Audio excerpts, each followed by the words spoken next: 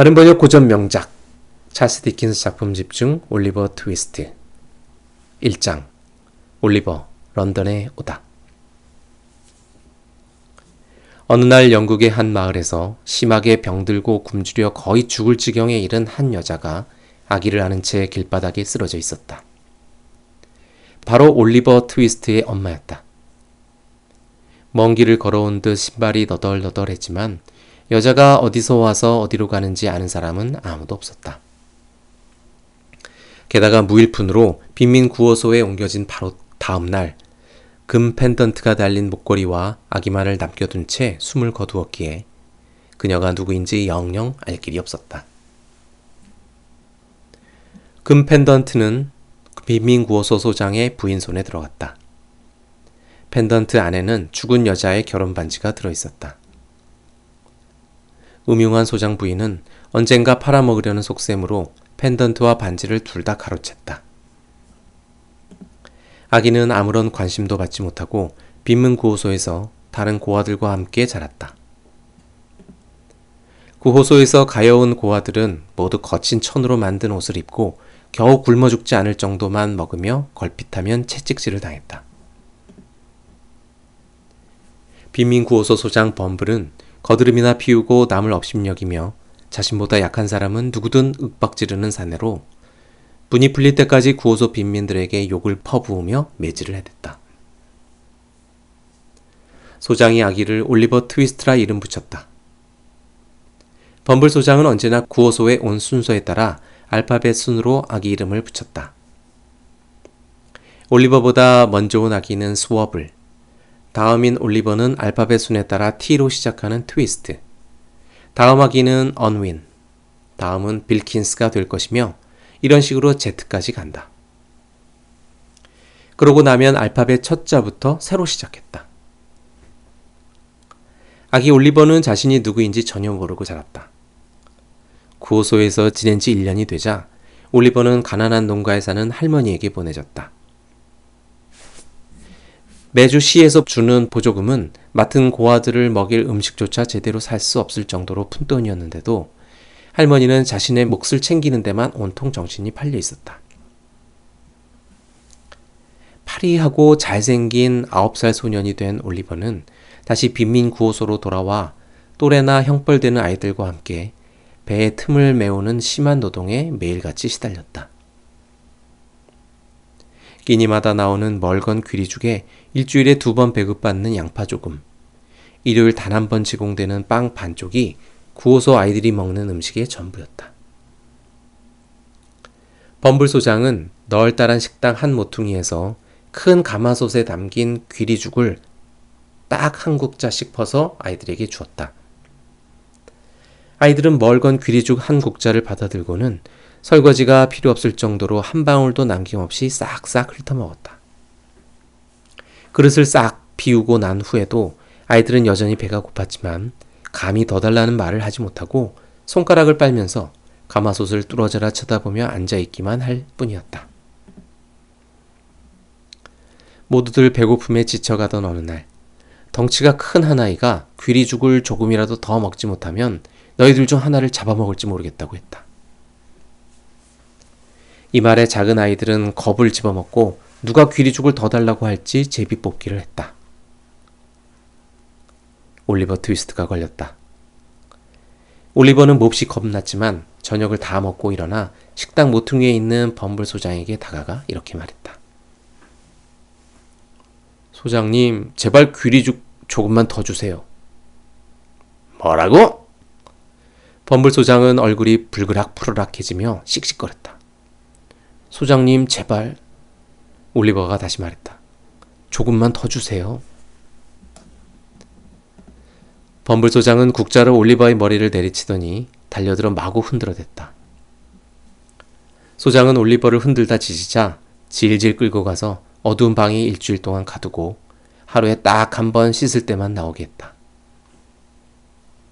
게다가 소장은 가여운 올리버를 본보기로 삼겠다며 누구든 돈을 내기만 하면 올리버를 데려가 마음대로 부릴 수 있다는 글을 구호소 정문에 붙였다.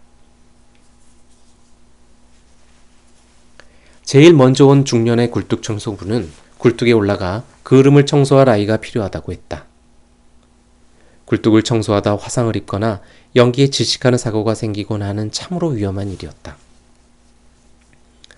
올리버는 자신에게 그렇게 위험한 일을 시키겠다고 데려가려는 매정한 청소부의 얼굴을 보자 울음을 터뜨렸다. 다행히 인정 많은 치안 판사의 중재로 굴뚝 청소부를 따라가지 않을 수 있었다. 결국 범블 소장은 올리버를 마을 장의사에게 넘겼다. 올리버는 가게를 보며 온갖 허드렛 일을 도맡아 하면서 빈 관더미가 쌓여있는 바닥에서 잤다. 걸핏하면 안주인에게 매질을 당하고 할 일이 없을 때는 장례식에 참석해야 했으므로 구호소와 별반 다르지 않게 장의사에서의 생활도 전혀 즐겁지만 않았다. 장의사 밑에 있는 견습생까지도 자기 근처를 얼씬거린다는 이유만으로 올리버를 발로 찼다. 이러한 지독한 학대에도 올리버는 불평 한마디 없이 잘 견뎌냈다. 그러던 어느 날, 허구한 날 올리버를 괴롭히던 견습생이 돌아가신 엄마에 대해 고약한 말을 짓거려대는 바람에 더 이상 참을 수가 없었다. 상대가 자신보다 머리 하나만큼 키가 크고 나이도 훨씬 많았지만 올리버는 너무 화가 난 나머지 녀석에게 달려들었다. 녀석의 멱살을 잡아 바닥에 널브러뜨려 이가 딱딱 부딪힐 정도로 흔들어댔다. 덩치만 컸지 비겁한 견습생이 사람 죽는다고 고래고래 소리를 지르는 통에 장의사 부부가 달려왔다. 올리버가 견습생이 심한 말을 했다고 설명했으나 아무 소용이 없었다. 전가를 받고 달려온 범블 소장과 장의사는 올리버를 서 있을 수 있을 수조차 없을 정도로 흠씬 두들겨 패고 저녁도 굶긴 채 잠자리로 쫓아버렸다. 올리버는 그때까지 눈물 한 방울 비치지 않고 꿋꿋이 참았지만 어둠 속에 홀로 남자 자신의 처지가 너무나 서글퍼 한참을 울었다. 이제 도망치는 길밖에 없다고 생각했다. 몇 가지 안 되는 소지품을 손수건에 꽁꽁 싸서 먼동이 트기를 기다렸다 가게를 나와 마을을 벗어나기 위해 있는 힘을 다해 달아났다. 올리버는 누군가 보이기만 해도 울타리 뒤에 숨었다. 범블 소장이나 장의사가 뒤쫓아 올까봐 겁났기 때문이었다. 얼마 안 가 그 길을 따라가면 런던으로 갈 수 있다는 곳에 이르렀다. 이제껏 도시에 가본 적은 없었지만 사람들이 많으니 자기처럼 어린아이도 밥벌이 할 만한 일이 있을 거라 굳게 믿으며 용기를 내 무거워진 발걸음을 옮겼다. 그렇게 걷다 보니 날이 저물기도 전에 30km를 넘게 걸었다. 오두막에서 빵 조각을 얻어먹고 건초더미에서 밤을 보냈다. 다음날은 종일토록 추위에 떨고 배고픔에 지친 탓에 다시 아침이 밝았건만 단 한 발자국도 옮길 수 없었다.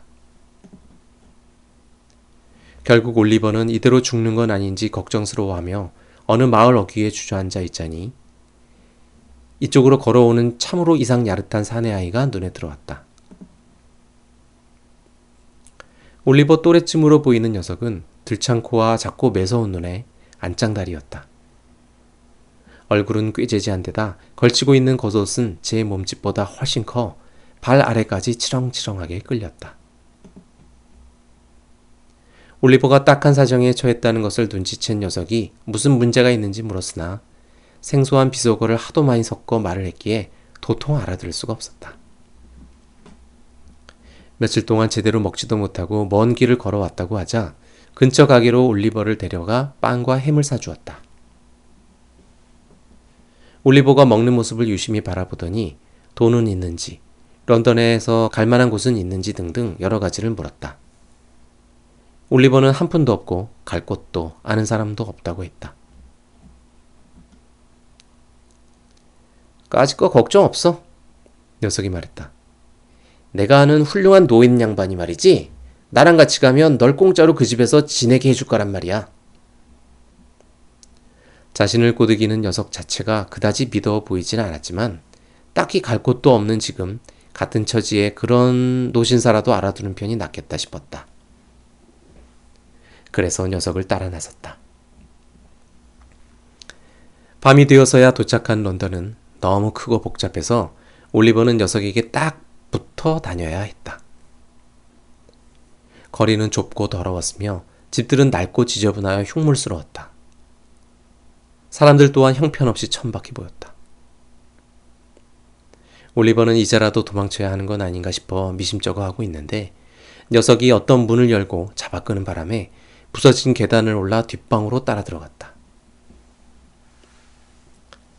방에 들어서니 화로 위에는 소시지가 지글지글 익고 있었고 기름때가 덕지덕지 얼룩진 헐렁한 실내복을 걸친 쪼글쪼글한 유대 노인이 있었다.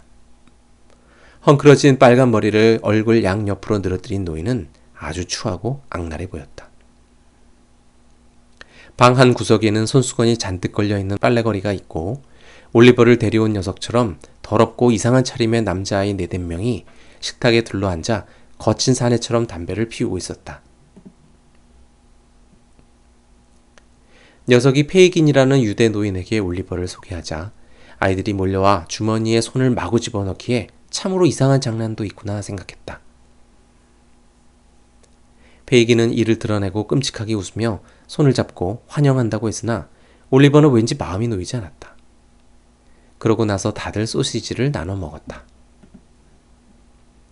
올리버는 유대 노인이 준 음료 한 잔을 마시니 졸음이 몰려와 다음날 아침까지 아무것도 모른 채 골아떨어졌다.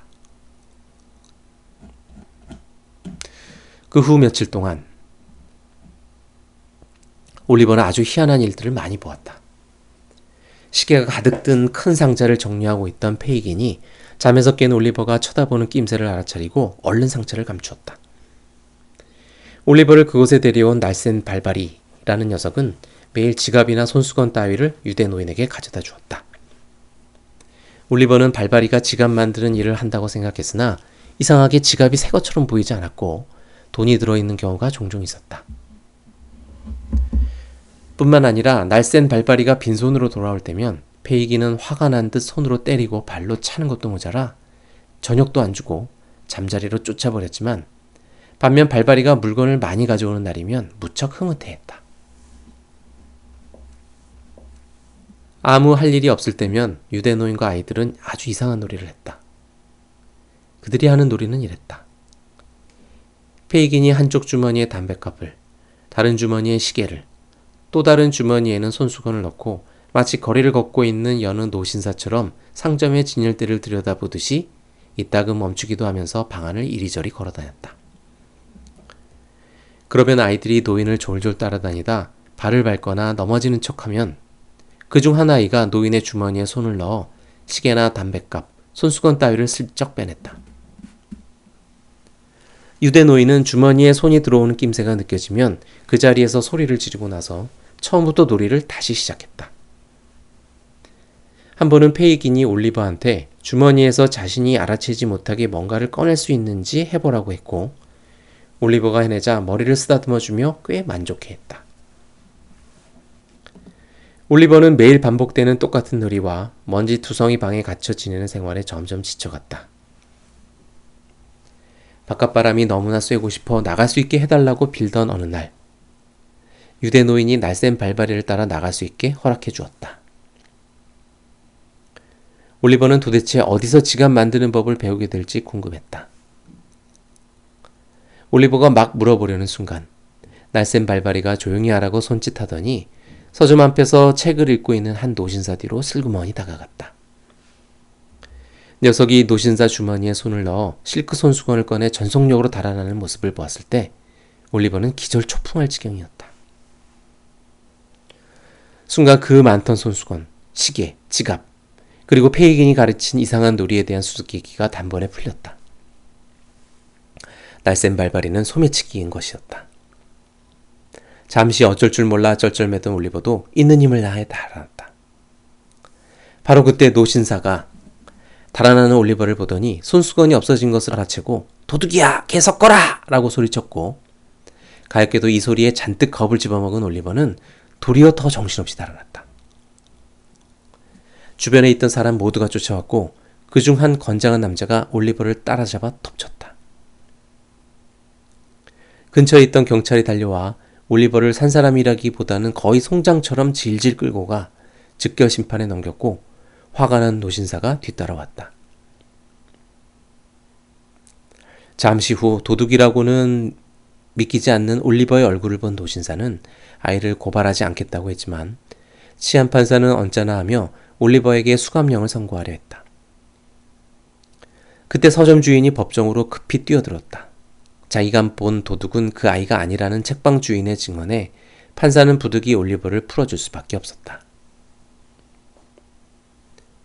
올리버는 감당하기 힘든 너무 엄청난 공포와 충격으로 의식을 잃고 쓰러졌다. 측은한 마음이 든 노신사 브라운로우 씨는 올리버를 마차에 태워 집으로 데려가면서 부모가 없는 아이라면 입양해야겠다고 마음먹었다. 2장 온갖 위험을 겪다. 올리버가 따뜻한 보살핌을 받으며 편히 쉬는 동안 페이긴 소굴에서는 아주 이상한 일들이 벌어졌다. 올리버가 잡혀갔다는 날쌘 발바리의 말에 페이긴은 불같이 화를 냈다. 영리해 보이는 올리버를 소미치기로 만들어 많은 물건을 훔쳐오게 할 작정이었다. 그러나 계획은 수포로 돌아가고 일꾼까지 한 명 잃은 데다 올리버가 경찰의 소매치기 연습을 본 일하며 자신들의 아지트를 다 털어놓을까봐 겁났다. 다시 그 아이를 손에 넣지 않는 한 언제든 벌어질 수 있는 사태였다. 한편 페이긴이 화가 나 미칠 지경이 된 데는 또 다른 이유가 있었다. 스스로 보기에도 벼락을 맞지 않을까 두려울 정도로 사악하게 이를 데 없는 사내 몽크스가 찾아와 올리버에게 도둑질을 시켜 아이의 이름과 명예에 먹칠을 하게만 해준다면 대가로 상당한 돈을 주겠다고 했기 때문이었다. 이런 제안을 하는 것으로 보아 몽크스가 무슨 이유에서건 올리버를 미워한다는 점은 의심할 여지가 없었지만 약삭빠른 페이긴도 왜 그런지 짐작조차 할 수 없었다. 이자가 바로 올리버의 진짜 이복형이었던 것이다. 이야기가 시작되기 얼마 전 피치 못할 사정으로 영국을 떠나야 했던 올리버 아버지는 고향으로 돌아오지 못하고 그곳에서 예기치 않게 생을 마감하게 되었다. 죽기 전 재산의 반은 아기 올리버에게, 나머지 반은 아내에게 물려준다는 유언을 남겼다. 큰아들에게는 아주 적은 금액만을 남겼다. 성품이 사악한 큰아들은 유산을 물려받을 자격이 없는 위인이라고 판단했기 때문이었다. 유언장에는 올리버가 자신의 이름에 먹칠이 될 만한 야비하거나 수치스럽거나 비겁하거나 그릇된 어떤 행동도 하지 않아야 유산을 물려받을 수 있다고 명시되어 있었다. 만일 올리버가 그런 짓을 저지를 경우 올리버 목스의 유산은 그 아들인 이복형에게 돌아가게끔 되어 있었다. 올리버 아버지는 죽기 전 아내에게 자신이 죽어가고 있으며 유산을 남겼다는 편지를 썼다. 하지만 아버지의 임종을 지켜본 큰아들이 편지를 찾아 없앴다. 이런 사실을 전혀 몰랐던 올리버 엄마는 남편이 돌아오지 않자 가엾게도 버림받았다는 수치심에 사로잡혀 몰래 고향을 떠나 끝내 빈민구호소에서 초라하고 불쌍한 몰골로 생을 마감하고 말았다. 지금껏 이복형은 몽크스라는 이름을 빌려 올리버 모자를 끈질기게 쫓아다녔다. 올리버에게 유산을 물려주겠다는 아버지의 유언으로 인해 증오심이 끌어올라 올리버를 망칠 수 있는 일이라면 물불 가리지 않고 달려들었다. 뒤늦게 모자가 빈민구호소에 수용되었다는 소식을 듣고 그곳으로 갔지만 이미 올리버가 달아난 후였다. 그렇지만 아이가 태생도 진짜 이름도 전혀 모른다는 사실에 만족하며 영원히 알지 못하게 하리라 마음먹었다. 올리버가 누구인지 아는 유일한 사람은 빈민구호소 범블소장 부인뿐이었다. 소장 부인은 가로챈 금 펜던트 속에 있던 결혼 반지를 보고 올리버 모자가 누구인지 알게 되었다. 반지 안쪽에 죽은 여자의 이름이 새겨져 있었던 것이다. 소장 부인은 몽크스라는 남자가 올리버에 대해 알아보고 다닌다는 소문에 지금이야말로 한몫 단단히 챙길 수 있는 기회라 생각했다. 그리하여 돈을 받고 금 펜던트와 반지를 몽크스에게 넘겼다. 몽크스는 펜던트와 반지만이 올리버의 신분을 알 수 있는 유일무이한 증거라 여겨 올리버가 영원히 바라볼 수 없게 강으로 흘러가는 자기 집 하수구에 던져버렸다. 그렇게 올리버 신분을 밝혀줄 증거는 영영 사라지고 말았다. 그런 후에도 포기하지 않고 이복 동생을 찾아다닌 끝에 마침내 올리버가 잡히던 바로 그날 날쌘 발바리와 함께 페이긴 집에서 나오는 동생을 보았다. 죽은 아버지를 쏙 빼닮은 올리버를 보자 한눈에 자신이 그리도 끔찍하게 싫어하는 바로 그 이복 동생임을 알아보았다. 올리버가 런던에 있으니 만에 하나 자신에게 물려받을 유산이 있다는 사실을 알게 될까봐 전전긍긍했다. 궁리 끝에 올리버가 부정한 행위를 저지르도록 해서 아버지가 남긴 유산을 자기 것으로 만들면 되겠다는 생각에 미쳤다. 이런 꿍꿍이 속으로 페이긴을 찾아가 올리버에게 도둑질을 시키면 후하게 살해하겠다는 제안을 했던 것이다. 당연히 이 제안에 동의한 페이긴은 봉이라 여겼던 아이가 이제 자신의 소나기에서 벗어났다는 생각에 화가 나 이를 바득바득 갈았다. 이런 여러 사정으로 페이긴은 올리버를 다시 소나기에 넣기로 했다. 그리하여 이 일을 도와줄 제3의 인물로 낸시라는 젊은 여자와 여자의 애인으로 무지막지하게 강도짓을 일삼는 빌 시켓이를 불렀다. 둘은 올리버가 브라운 로우시 집에 있다는 사실을 알아내고 호시탐탐 납치할 기회만을 노렸다. 며칠 후 그들에게 드디어 기다리던 기회가 왔다.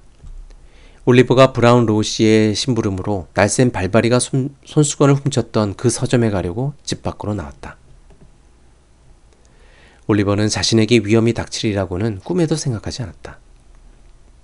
모자를 쓰고 앞치마를 두른 어떤 아가씨가 벼랑간 올리버 뒤에서 아주 크게 고함쳤다. 애야, 내 동생! 그러더니 올리버를 와락 끌어안았다. 세상에, 너를 다시 찾다니! 여자는 울먹였다. 당장 집으로 가자. 이 못된 녀석. 이렇게 엄마 속을 썩이다니.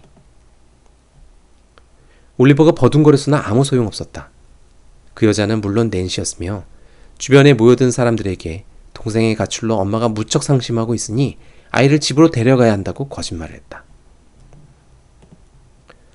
올리버는 그 여자를 전혀 알지도 못할 뿐 아니라 자신에게는 누나가 없다고 항변했지만 그때 계획대로 나타난 시케스가 여자의 말이 다 사실이며 올리버는 거짓말이나 일삼는 망난이라고 거들었다. 거기 모인 사람들은 이 말에 깜빡 속아 시케스가 올리버를 때리고 멱살을 움켜잡자 그래도 싸다 싸! 라고 맞장구 쳤다. 그렇게 올리버는 브라운 로우시로부터 멀어져 페이긴이 사는 추악한 소굴로 질질 끌려갔다. 교활한 늙은이 페이긴은 낸시와 시케스에게 끌려온 올리버를 보자 미친 듯이 날뛰며 기뻐했다. 올리버는 자신을 향해 아주 흉측하게 웃는 페이긴을 보고 겁이나 도와달라고 있는 힘을 다해 비명을 질렀고 이에 페이긴은 무지막지하게 생긴 몽둥이로 가엾은 올리버를 마구 때렸다. 이제껏 온갖 몹쓸 짓을 저지르며 살아온 낸시였지만 그녀에게도 선한 구석이 조금은 남아있었다. 낸시는 아이를 납치해온 일을 이미 후회하기 시작하면서 공경에 처한 아이가 안타까웠다. 그래서 페이긴에게 몽둥이를 빼앗아 화로에 던져버려 더 이상 매질을 당하지 않게 구해주었다. 올리버는 여러 날 갇혀 있었다. 밖으로 통하는 문은 모두 잠겨 있었고 창도 모두 철로 된 덧문으로 닫혀 있어 퀴퀴한 곰팡내 나는 집안에서만 지내야 했다. 빛이라고는 지붕의 작은 구멍을 통해 들어오는 한 줌의 햇빛뿐으로 그림자가 드리워진 집안은 음침하기 그지없었다. 벽은 온통 거미줄 투성이었고 종종 생쥐들이 잽싸게 방을 가로질러 달아나곤 했다. 기껏해야 다락방에 있는 창으로 겨우 밖을 내다볼 수 있었지만 그것마저도 철창살로 막혀 있어 눈에 보이는 것이라고는 다른 집의 지붕뿐이었다.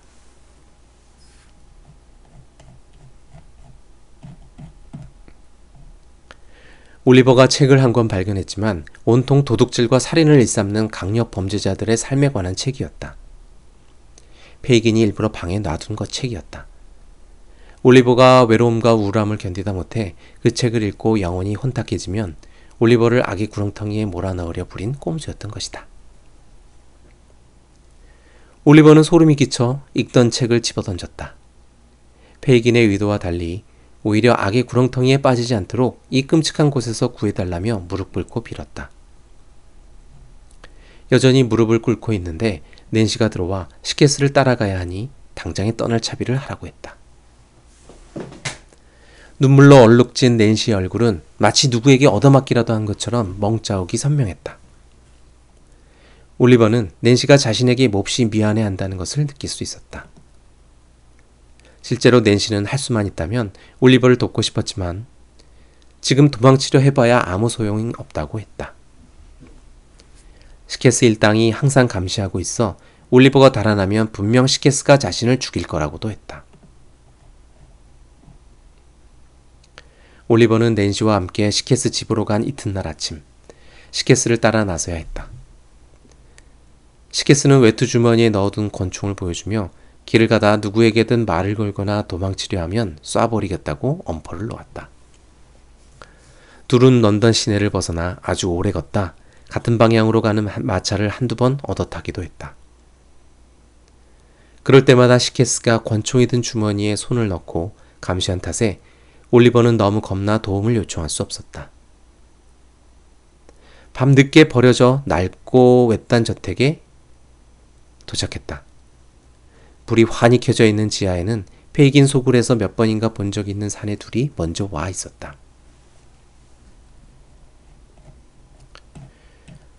올리버는 추위에 떨며 오래 걸은 탓에 무척 배고팠지만 인적이 드문 이곳에서 일당이 자신에게 무슨 짓을 저지를지 두려워 도통 음식이 넘어가지 않았다.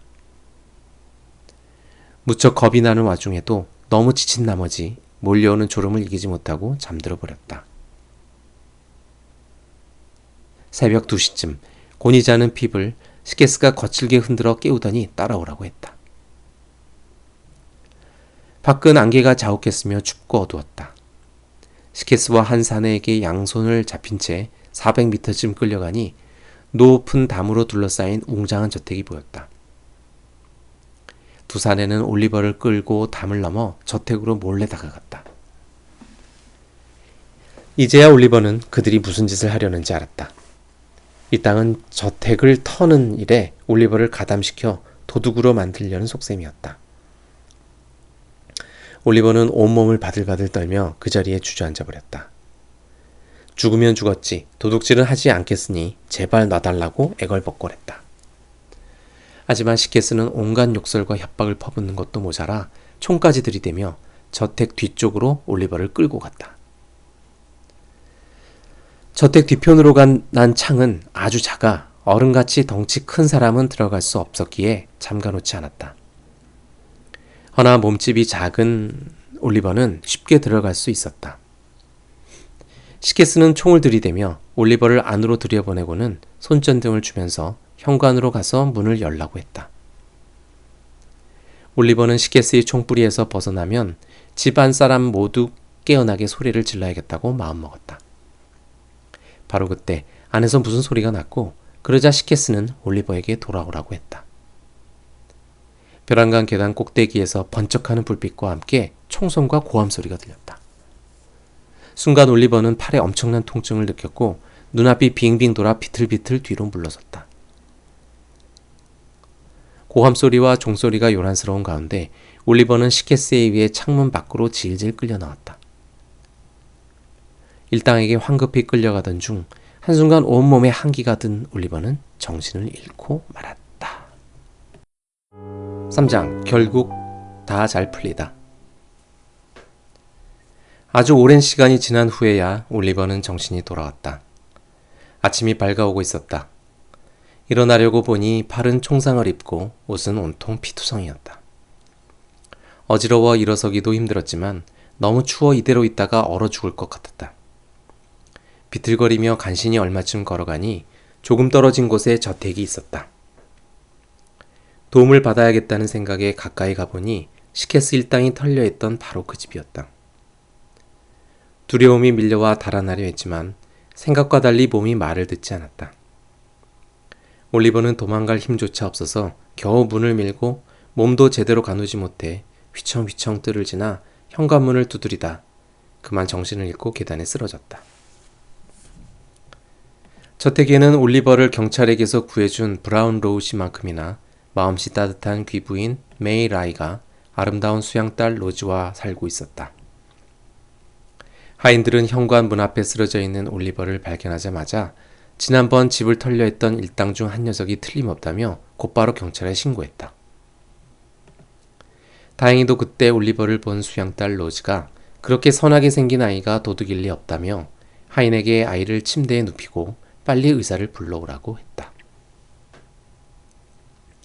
의사가 도착해서 아직도 의식불명인 올리버를 보더니 로즈의 판단이 옳다고 생각했다. 의사는 정신이 돌아온 올리버에게서 그동안 얼마나 힘든 일을 겪었는지 다 듣고 나니 자신의 판단에 확신이 섰다. 의사와 로즈는 하인들이 경찰에 신고한 일이 걱정되었다. 경찰이 올리버의 이야기를, 특히 한번 체포된 적이 있는 아이의 말을 믿으려 하지 않을 것이 확실했기 때문이다. 의사는 올리버를 다른 곳으로 옮기려 했으나 그러기에는 올리버의 상태가 너무 안 좋았다. 의사는 신고를 받고 온 경찰에게 사고로 총상을 당해 도움을 청하러 온 아이를 하인들이 도둑 일당 중 한 명으로 착각하고 신고한 것이라고 거짓말을 했다. 전혀 사실이 아니었지만 올리버를 구하기 위해서 경찰관을 속이는 수밖에 없었다. 총을 쏘았던 하인도 자신이 쏜 총에 누군가 맞았다고 장담할 수 없다고 했으니 경찰관은 별 수 없이 그냥 돌아가야 했다. 그 후 올리버는 오래 알아누웠지만 세심하게 치료를 받았다. 특히 로즈는 마치 친동생에게 하듯이 유달리 애정을 쏟으며 올리버를 극진히 보살폈다. 올리버가 점차 건강을 되찾자 로즈는 올리버를 구해준 적이 있는 노신사 브라운 로우 씨에게 편지를 썼지만 안타깝게도 노신사는 서인도 제도에 가고 없었다. 로즈는 올리버가 시간이 지나 건강을 완전히 회복하자 함께 런던으로 갔다. 여전히 올리버를 해치려는 자들이 있으니 잠시도 눈을 떼지 않고 지켜줄 하인과 함께였다. 한편 페이긴의 소굴에서는 끔찍한 소동이 벌어지고 있었다. 시케스가 런던으로 돌아와 저택을 털려는 계획이 수포로 돌아가고 이번에 또 올리버를 놓쳤다고 말했기 때문이었다. 페이긴 패거리는 체포되어 감옥에 가게 될까봐 어느 때보다 더 벌벌 떨었다. 몽크스는 페이긴에게, 페이긴은 시케스에게 악다구니와 욕지거리를 마구 퍼부었다. 그러다 이 못된 패거리는 반드시 올리버를 잡거나 죽여야 한다고 뜻을 모았다. 낸시는 그들이 음모를 꾸밀 때 엿듣고 있다가 몽크스가 다름 아닌 올리버 형이라는 사실과 올리버를 그토록 미워하는 이유도 알게 되었다. 갈수록 점점 자신이 저지른 짓을 깊이 후회하던 끝에 마침내 절체절명의 위기에 처한 올리버를 구해야겠다고 마음먹었다. 그리하여 낸시는 시케스와 단둘이 남게 된 어느 날 밤, 술에 약을 타서 시케스에게 마시게 했다. 시케스가 잠들자 몰래 빠져나와 로즈를 찾아가 올리버가 위험한 상황에 처했다고 알려주었다. 낸시가 아무리 악질이라고 해도 페이긴이나 시케스의 뒤통수를 치는 일은 내키지 않았다. 그래서 몽크스에 대해서만 고해 바쳤다. 몽크스라는 인물에 대해 처음 들어본 로즈는 몹시 놀라면서도 올리버를 도우려고 내내 애써왔던 낸시가 안쓰러웠다. 물론 로즈도 올리버의 진짜 이름과 태생을 밝히는 일에 힘이 되어주고픈 마음이 간절했다. 로즈는 낸시에게 감사하다며 다시 와달라고 간절히 부탁했다. 낸시는 시케스에게 항상 감시당하고 있어 힘들 텐데도 불구하고 오는 일요일 밤 12시 시내 한 다리에서 만나자고 했다. 그리고 시케스가 깨기 전에 서둘러 돌아갔다. 로즈는 런던에 도움을 청할 사람이 없어 참으로 난처한 상황이었다. 그날 오후 올리버가 먼 발치에서 집으로 들어가는 브라운 로우 씨를 보게 된 것은 운명이었다. 올리버는 뛸 듯이 기뻐하며 로즈에게 이 소식을 전했다. 로즈는 노신사 브라운 로우 씨야말로 자신들을 도와줄 은인이라 생각했다. 올리버와 함께 브라운 로우시 집으로 가니 과연 그곳에 올리버를 구해줬던 노신사가 있었다. 브라운 로우시는 로즈에게서 모든 이야기를 들었다. 심부름시킨 돈을 갖고 사라졌는데도 노신사는 왠지 자신이 돌봐준 올리버가 거짓말과 도둑질을 일삼는 아이였다고 결코 생각하고 싶지 않았다. 올리버를 찾는 광고를 냈지만 범블 소장이란 자가 와서 올리버가 온갖 사악한 짓을 저질렀다는 끔찍한 이야기만을 늘어놓고 돌아갔다. 이런 시간들이 다 지난 지금에서야 올리버가 달아난 것도 아니었으며 범블 소장의 이야기도 모두 거짓임이 밝혀지니 브라운 로우시는 그저 놀라우면서도 기쁠 따름이었다. 그간의 이야기를 다 마치고 올리버가 정원으로 나간 사이 로즈는 브라운 로우시에게 몽크스라는 사내가 지금도 올리버를 찾아 해치려 한다는 이야기까지 다 털어놓았다. 로즈에게 브라운 로우시를 찾아온 일은 행운이었다. 공교롭게도 브라운 로우시는 몽크스가 어떤 인간인지 얼마나 사악하게 살았는지 아주 잘 알고 있었다. 브라운 로우시는 올리버 아버지와 오랜 친구였던 것이다. 올리버 아버지가 타국에서 죽음을 맞은 일을 비롯하여 몽크스가 무슨 짓을 저질렀는지도 다 알고 있을 뿐 아니라 수치스러운 짓을 일삼는 친구의 큰아들 몽크스를 안쓰러운 마음으로 지켜보고 있었다. 브라운 로우시는 서인도 제도에 가서 몽크스가 그곳에서 범죄를 저지르고 영국으로 달아났다는 사실도 알게 되었다. 브라운 로우시는 올리버 아버지가 별난 유언을 했다는 것을 알았지만 친구가 유언장에 언급한 아기가 어찌 되었는지 전혀 알지 못했다. 로즈의 이야기를 듣고 나니 이제야 몽크스 이복 동생인 아기가 바로 올리버였다는 사실을 알게 되었다. 하지만 이 같은 이야기는 하나의 단서일 뿐으로 그 사실을 입증할 확실한 증거가 필요했다. 노신사는 몽크스를 잡은 후 그자를 위협하여 유일한 증거인 금 펜던트와 반지를 하수구에 버렸다는 자백을 받아내는 일이 시급하다고 생각했다. 이런 까닭에 브라운 로우시는 낸시를 만나기로 한 약속 장소에 같이 가자는 로즈의 말에 동의하여 이 일에 대해 낸시의 입을 통해 직접 듣기로 했다. 올리버에게는 알리지 않기로 하고 일요일 밤이 되어 둘은 약속 장소로 갔다. 낸시는 약속을 지켰다.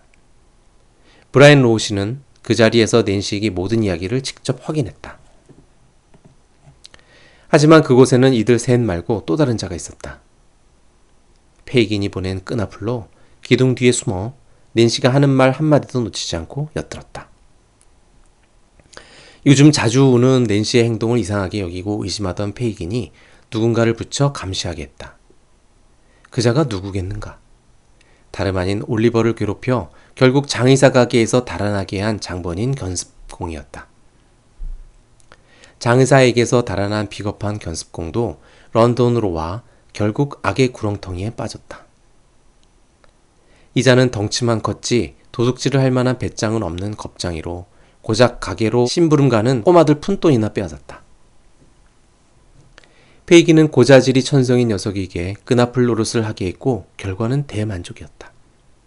끈앞풀은 숨어서 낸시가 하는 말을 다 듣고 몰래 빠져나와 페이긴에게 냅다 달려와 일러바쳤다. 페이긴은 낸시가 무슨 짓을 했는지 시케스에게 알렸다. 페이긴이 아는 한 시케스는 누구보다 잔인하고 살벌한 악당이었다. 페이긴의 예상대로 이 사실을 안 시케스는 악마로 돌변하여 낸시 집으로 쳐들어갔다. 낸시는 집에 돌아와 자고 있다 시케스가 뛰어들어오는 소리에 잠에서 깨어났다. 시케스 얼굴에는 살기가 가득했다. 평생 악한 짓을 하고 살아온 낸시였지만 시케스에게는 진실했고 속일 생각은 눈꼽만치도 없었다. 로즈의 부탁대로 낸시는 함께 다른 나라로 떠나자고 그곳에서 새 출발할 수 있을 거라고 간곡히 사정했다. 하지만 시케스에게 그런 소리가 들릴 턱이 없었다. 미쳐 날뛰기만 할 뿐이었다.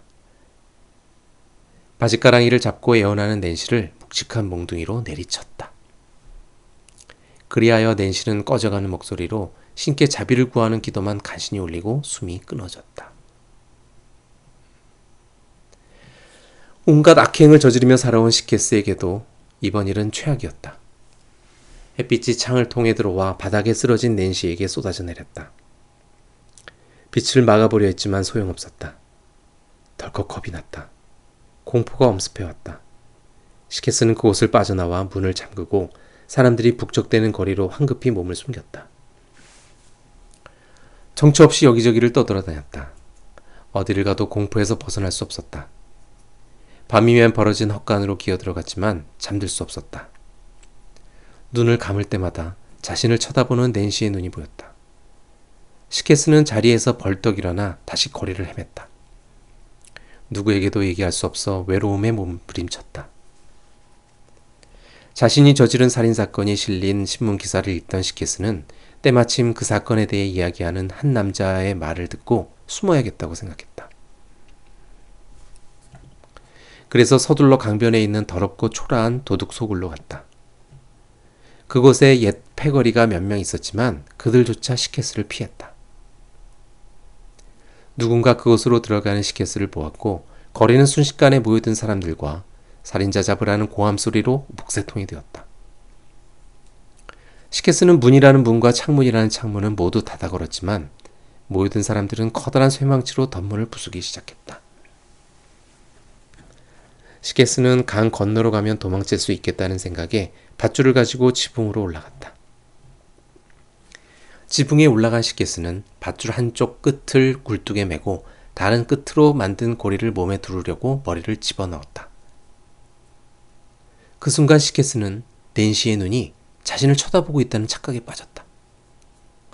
공포에 질려 물러서다 비틀거리며 발을 헛디뎌 지붕에서 떨어졌다. 팔을 끼워 넣을 겨를도 없이 순식간에 고리에 목이 올가매었고 그렇게 해서 목이 부러진 채 숨이 끊겨 그 자리에 대롱대롱 매달리고 말았다. 한편 브라운 로시가 아주 신속히 행동을 취했기에 몽쿠스는 대책 없이 당할 수밖에 없었다. 몽쿠스에게 사람을 붙여 감시하여 필요한 정보를 모두 얻어낸 다음 거리를 지나는 그자를 붙잡아 마차에 태워 사무실로 끌고 갔다. 그곳에서 올리버와 맞대면 시켰다. 노신사는 몽쿠스에게 증인들 앞에서 올리버를 해치려고 꾸민 파렴치한 음모 전반을 자백하여 올리버의 이름과 권리를 되돌려주거나 거절하거나 둘 중 하나를 택하라고 했다. 만일 거절한다면 즉시 체포해서 감옥에 쳐넣겠다고 했다. 몽쿠스는 이미 자신이 한 짓이 다 들통난 마당에 목숨이라도 부지하려고 올리버의 유산을 가로채려 했던 범행에 대해 모두 자백했다. 게다가 아무도 추측하지 못했던 사실까지도 털어놓았다.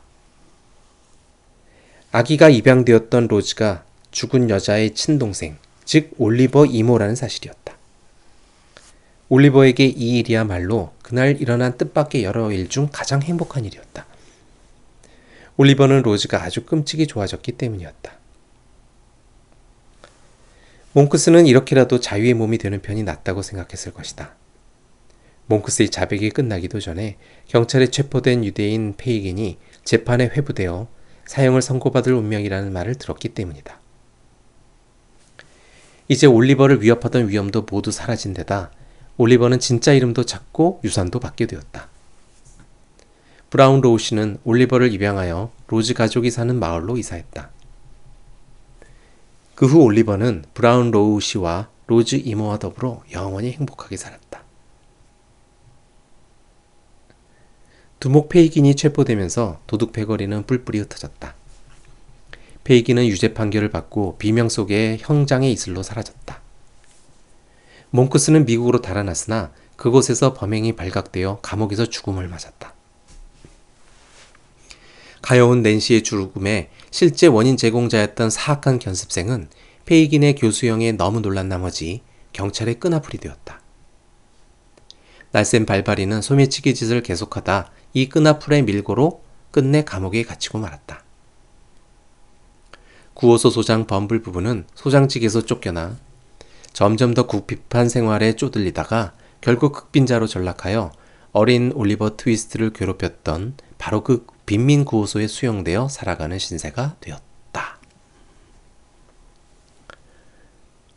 원작 찰스 디킨스, 번역 광미의, 낭독의 김명철이었습니다. 감사합니다.